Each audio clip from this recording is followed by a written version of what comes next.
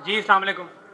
मेरा नाम जुनेद है और मेरा वलीद इकबाल साहब से सवाल है। अभी इन्होंने ड्यूरिंग डिस्कशन एक बात की कि पीटीआई ने जो है वो हस्पताल बनाए, यूनिवर्सिटीज़ बनाई।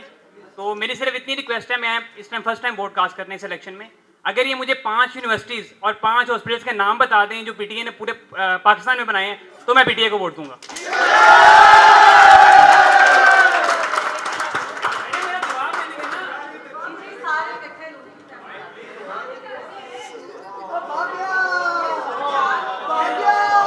चार सवाल मैं ले रही हूँ, उसके 4 के जवाब हो जाएंगे, फिर दोबारा आएंगे। ये ऐसे ना करें, ये भाग गया ये वाले नारे मत इधर लगाए प्लीज। Thank you. अच्छा, मेरा सवाल अपने तीनों जो स्पीकर्स हैं उनसे है और 2 सवाल है मेरे छोटे छोटे।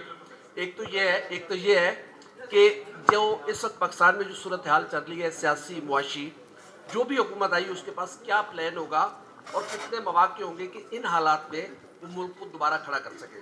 और दूसरा मेरा सवाल ये है कि पाकिस्तान में पहली बार एक आमरीत का नया दरवाज़ा खुला है कि सियासी जमातों को ऐन इंतखाबात के वक्त उसके पार्टी निशान से महरूम कर देना। तो क्या ये समझते हैं कि ये पाकिस्तान की सियासी जमातों के लिए कितना कंसर्न रखती है कि ये जो नया दरवाज़ा खुला है इसको कब, कैसे, कौन बंद करेगा?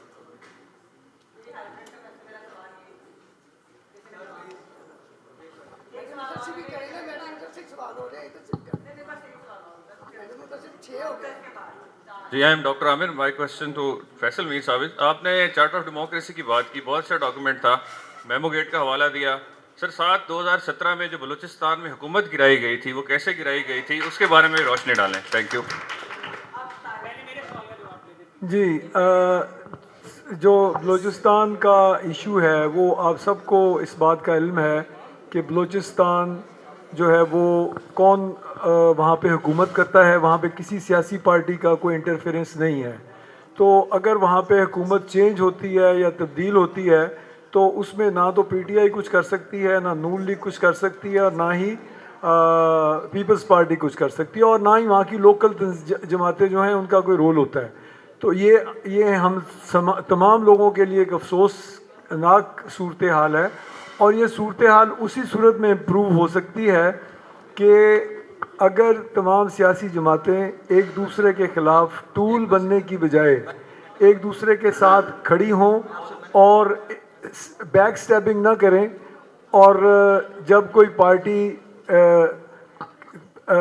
किसी, अगर मैं सीओडी की बात करूं, चार्टर ऑफ डेमोक्रेसी की बात करूं, उस पर इम्प्लीमेंट करने के लिए जा रही हो, मसलन 18th अमेंडमेंट जो है वो पाकिस्तान पीपल्स पार्टी ने की, जिसमें कि ऐसी बहुत सारी चीज़ें थी जिसमें कि बलूचिस्तान को हम बहुत कुछ और दे सकते थे, लेकिन वो इसलिए ना दे सके कि बाकी सियासी जमातों ने हमारा साथ नहीं दिया। कि खैबर पख्तूनख्वा को हमने नाम दे दिया, NWFP से चेंज करके खैबर पख्तूनख्वा कर दिया। 18th अमेंडमेंट के ज़रिए ही प्रेसिडेंट से हमने असम्बली तोड़ने की पावर्स ली। और ये मज़ीद चीज़ें बेहतर हो सकती हैं। जो हम कहते हैं कि 2 कदम आगे जाके 1 कदम पीछे जाना होगा।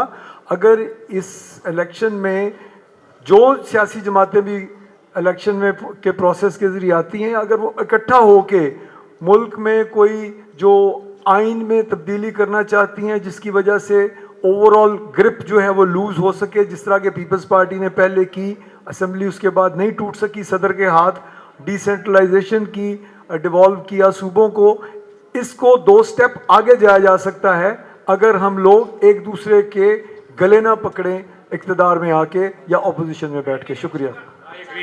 मैं फैसल साहब की बात से एग्री करता हूँ। पॉलिटिकल पार्टीज को ये डिसाइड करना होगा कि हम आलाकार नहीं बनेंगे, मगर फिर मैं चार्टर ऑफ डेमोक्रेसी को रेफर करूंगा। We had come a long way. अगर वहां पे तहरीक इंसाफ उसकी सिग्नेटरी बन जाती और हाइब्रिड निजाम का हिस्सा ना बनती तो हालात बहुत मुख्तलिफ होते। अच्छा वलीद साहब, आपके लिए वो सवाल था 5। जी, मैं आज से 2 माह पहले 3 माह पहले नदीम मलिक साहब के शो पे जो है शमा पे वो भी कह चुका हूँ, कामरान शाहिद के शो पे दुनिया में और हामिद मीर साहब के शो पे भी मैं मियां नवाज शरीफ को ये दावत दे चुका हूँ कि ये वक्त है कि वो स्टैंड लें कि जी इस किस्म के सिस्टम में मैं नहीं इलेक्शन लड़ूंगा। पहले सबको लेवल प्लेइंग फील्ड दें, सबको रिहा करें, सबको इंतखाबी निशान दें, फिर मैं उतरूंगा, बेशक मैं हार जाऊं। बट वो ही is to my mind To my mind, he is not interested in democracy. To my mind, he is only interested in coming back into power.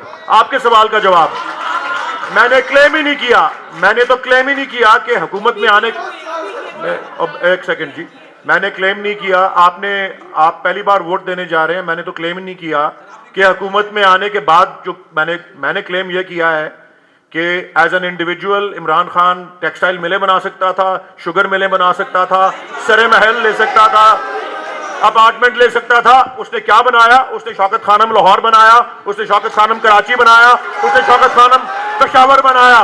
अच्छा, वैसे उसने नमल यूनिवर्सिटी बनाई जहां 97% स्टूडेंट्स स्कॉलरशिप पे होते हैं। मैंने हुकूमत में आने के बाद क्या क्लेम किया? हमने कोविड को किस तरह संभाला, हमने एहसास प्रोग्राम किस तरह बनाया, हमने यूनिवर्सल हेल्थ केयर या सेहत कार्ड किस तरह दिया। और मैं अगर आपको गिनवाना शुरू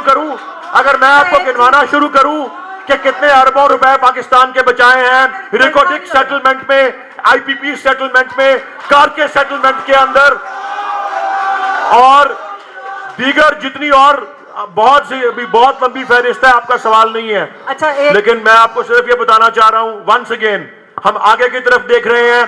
पाकिस्तान की अवाम पीटीआई को इलेक्ट करने के लिए तैयार है, उसको रोका जा रहा है। अच्छा, ये इनका सवाल था। किधर जा रहे हैं आप? ओ, अच्छा जी, आपका एक सवाल था, आखिरी सवाल, सिर्फ एक चीज में